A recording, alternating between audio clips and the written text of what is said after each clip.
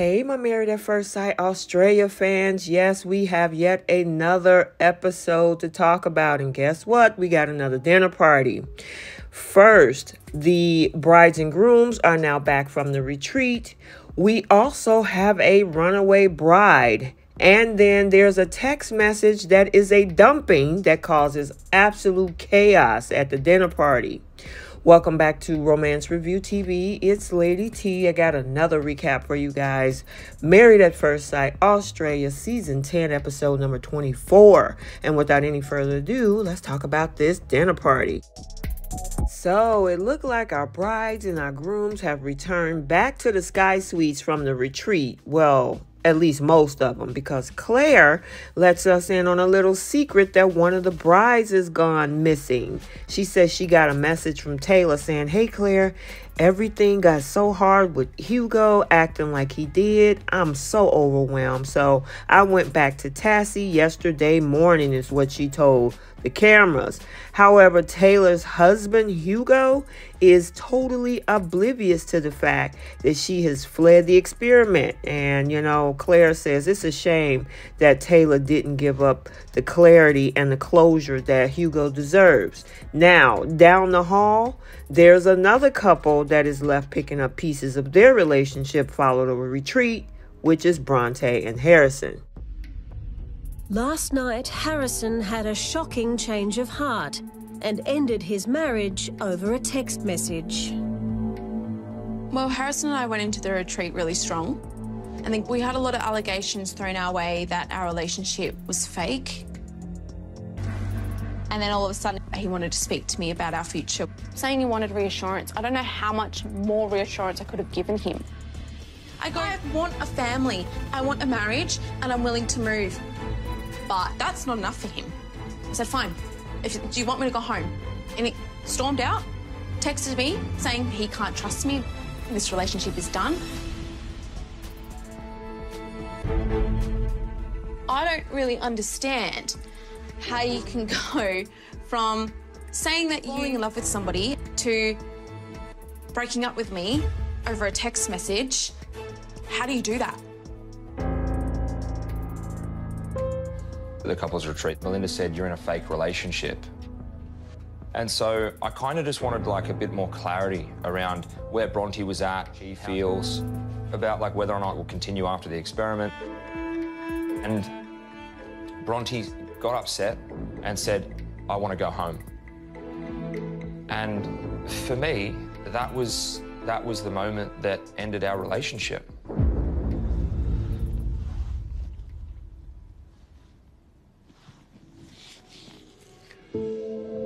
And despite breaking up their relationship, Hello?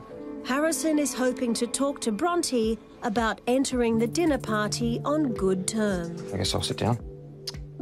I feel like we have an opportunity to actually end, like, amicably as friends. I don't want to fight with you. I don't want to say anything bad about you. I don't want to be a friend. I had feelings and I cannot be friends with somebody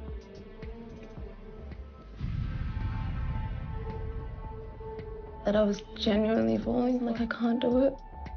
And you walked out, you ended our relationship over our marriage over a text. I think the commitment ceremony is where we say whether our marriage is over or not. I think I ended our relationship. Yeah, which is our marriage. Can you just like, can you just go? Yeah, sure. Please. I don't understand why you're so upset. We have an opportunity to just be friends. Can you just leave? Seriously, please? Yeah. Leave? Yeah. That would be great. I think it's best, yeah. I feel like I'm for an absolute ride. The group after the retreat just kept throwing at me that I'm being naive. And I see it now. I see it bright as day. So it looked like we have two versions of events. Harrison's being different, where he said Bronte said she wanted to go home and that was it for him. That was the moment that ended the relationship. Bronte, on the other hand, feeling like she's been taken for an absolute ride. Bronte now sees as the bright day that the girls were trying to get her to see, that they were right in saying that she was being naive to Harrison's ways. And I know you guys in my comment section over the past couple weeks have saying that these two have been a fake couple. Now we're at the cocktail hour where we see Claire working up the courage to tell Hugo that his wife has done a runner. And after Cameron walks in looking like, I mean, he got his hair down, she pulls Hugo to the side and breaks the news. Hugo is in a state of shock. He was like, is that legit? And I know there's a part of him that's like, whew, thank goodness. But he gives himself a minute to process that, and that for the most part, he had a very positive reaction. He said, yeah, I'm disappointed that Taylor left. I was hoping to get some closure, but I guess that's just not going to happen. So I'll just be keen to enjoy the night with friends. And someone who isn't as cheery after receiving bad news as Bronte, as they both storm into the cocktail lounge separately.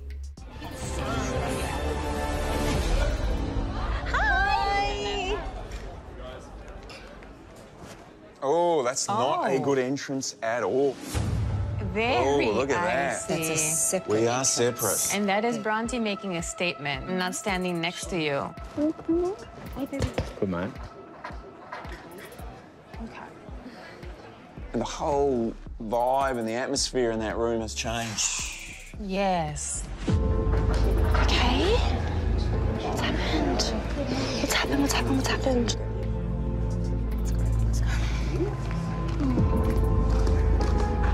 Oh yeah, nice to see you. Thanks, bro. Wow, she looks really upset. She's clearly not Harrison's cheerleader at the moment.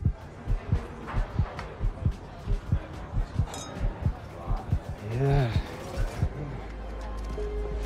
You know, everything that got said at the retreat, like, it's playing on my mind the whole time.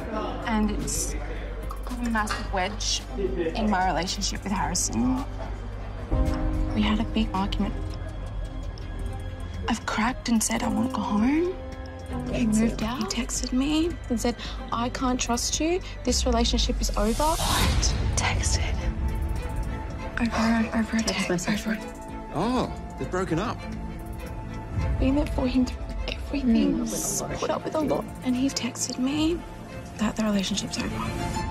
Now, this is a remarkable turnaround because those two were on the couch last week as a strong team, Yeah, weren't she they? had just met the child. That's right. They were talking about the future. How can you say, I'm falling in love with you, 4 or 5 days later, I'm breaking up with you over a text? That's a cop-out. That's a cop-out. Bronte has finally seen Harrison for the giant peas. Everything that the girls and I have been saying has come to fruition. Like, I don't mean to say I told you so, Bronte, but I told you so. You deserve better. What he needs is to blame you on. She left me, boo-hoo, feel sorry for me. However, on the other side of the room, we see Harrison tears up as he tells the boys his version of events. And, well, let's say everyone is having a hard time buying it. Even John Aiken said that he said it feels fake, what they're seeing. Ollie spots the crocodile tears, and he says every time Harrison tears up, God bless him, he actually doesn't cry. So now we're at the dinner party where Alyssa wastes no time bringing up the elephant in the room that Harrison broke up with Bronte over a text message. Now Harrison is quick to defend himself and says that he had no choice because Bronte continually breaks his trusts and he needs more reassurance that Bronte is committed to their relationship. Now Bronte reinforces that she wants a family, she wants marriage, and is even willing to move from Perth to Sydney to be with Harrison, but that's not good enough answer for Harrison. He shrugged and said that that was a wishy-washy flippant answer. I'm sorry, that's what he said. And completely defeated, Bronte doesn't know what else to do. She said that she can't win. She sighs, and at the dinner party just beginning, Bronte has had enough because she storms out, breaks down in tears in the hallway before going home. This man, I can't win. I'm hurt, I'm pissed off, I'm angry. I'm done, I'm out of here. See ya. I'm done, I'm out of here. Bronte? I'm done, I'm out of here. Wait, I know. Wait. Bronte, wait. I'm done. Bronte, come here. I'm not. Come on. See you later. Leaving.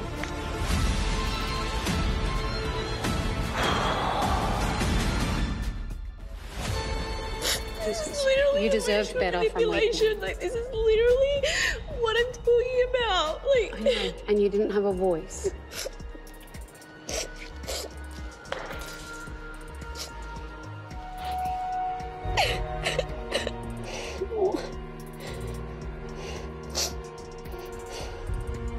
She deserves so much better.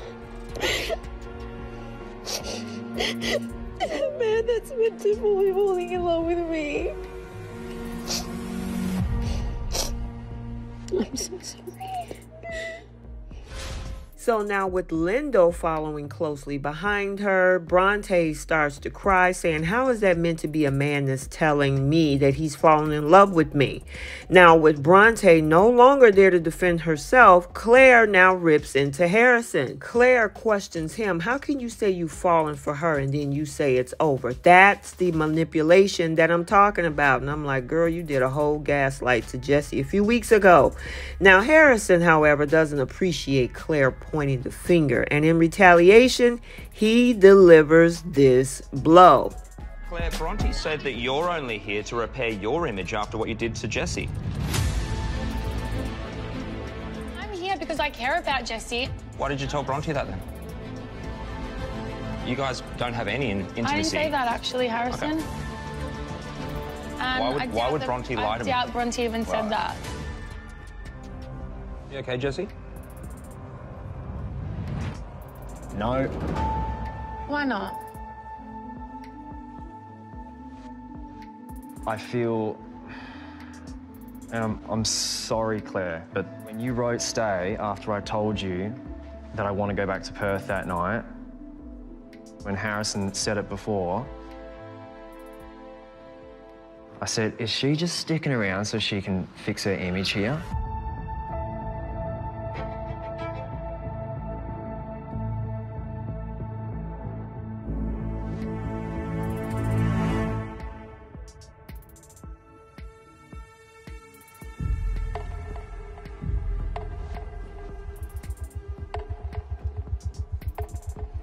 But you should speak about it with me too, yeah? Because I didn't know you're feeling this until now. So, unfortunately for Claire, what we see, Harrison's words quickly get into Jesse's head. And what Harrison said was something that he said that he was even afraid to admit to himself, questioning the connection that they have just to repair her image so she could come out with a better edit in so many words. Jesse knows that's in Claire's hearts of hearts. She only see him as a friend. And yeah, I don't think that it's looking good for these two. And of course, the group is heartbroken by Jesse's admission, but Harrison saw this as a victory. However, Harrison not so fast, because Melinda is watching. She's always watching. And in this case, she actually got the rest of the guests at the table to pretty much put Harrison in a corner. I actually feel like we're in a circus tonight. And we've got Harrison doing circus tricks, throwing a couple under the bus, trying to deflect from his own relationship. I'm watching you, I'm always watching. And he needs to be held accountable. I'm calling you out on your bullshit because it is bullshit.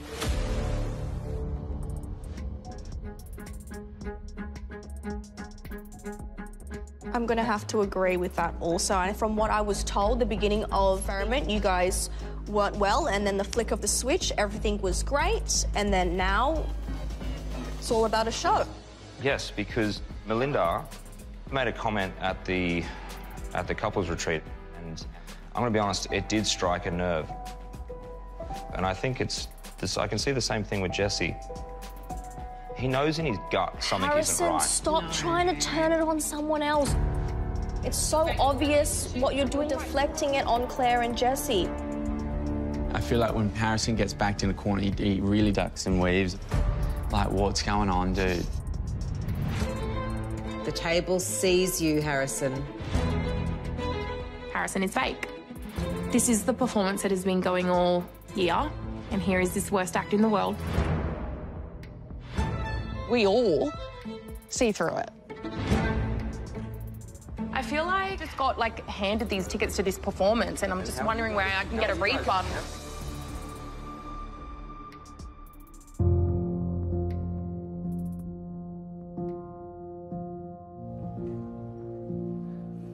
You, from what I've heard about you behind closed doors, you sound like a living nightmare. That's not true, Harrison. Come on. This guy, man, he doesn't stop. Harrison, mate, you can't go there. Leighton, I rang you the other day and said, let's go to the gym, and you said to me, I'll try and sneak out behind No, I did not say that. Who says that? Mate. Why are you throwing him under the bus now too? First of all, I didn't say that. I said I can't. I said I can't do that. I said I can't do that. Oh. Because it's not fair on Mel, mate. Don't try and twist my words, mate. This is very little grenades, and then they go off as you walk away. This isn't a new thing that you're bringing up right now. We know about it. I know the conversation. I know the call. You threw him under the bus in hope that it would hurt me and break us. We're strong, so it's not going to rock us.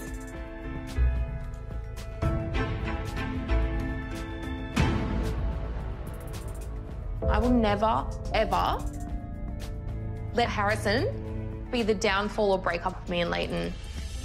Absolutely not, never, not gonna happen. Just stop, Harrison. Just freaking stop. I don't need to prove my relationship to you, and today, you're not worth my time.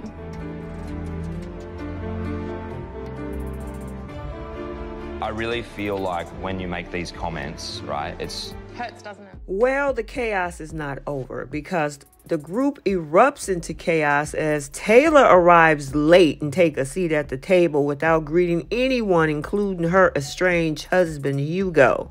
And they were shocked, and Hugo looked like he saw a ghost. And she was like, I don't think anybody expected me to be returning, huh?